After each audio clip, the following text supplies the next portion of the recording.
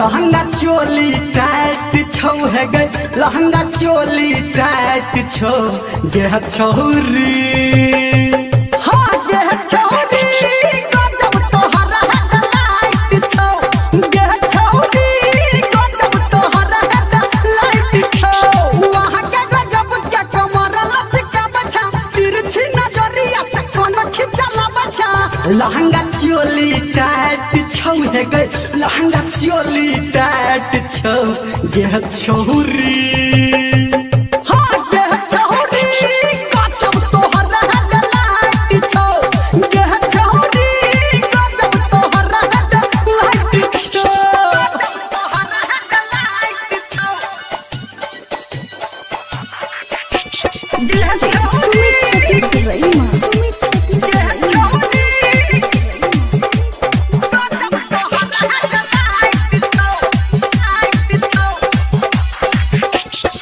मारे झुमका हिला के झुमका मुँह नहीं अपन खोलै छै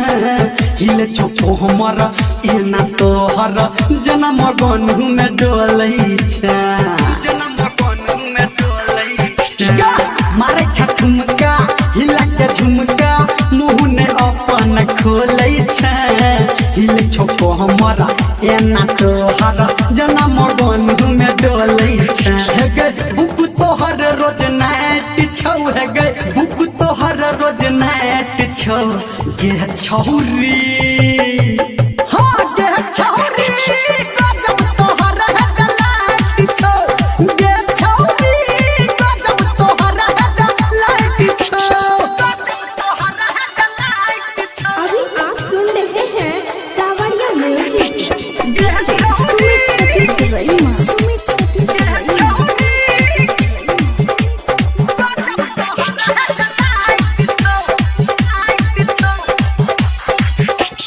शहर गाँव में शहर तोरे छो खाली चर्चा गे लाल ने हरियर कनियो बरियर तू छती खा मिर्चा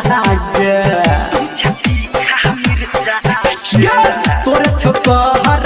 गाँव में शहर तोरे छो खाली चर्चा गे लाल में हरियर कनियो बरियर तू छती खा मिर्चा गे तोहर जवानी उफाट छौ है गए तोहर जवानी उफाट छौ गे छौरी हाँ गे छौरी गजब तोहर हेडलाइट छौ गे छौरी गजब तोहर हेडलाइट छौ गजब तोहर हेडलाइट छौ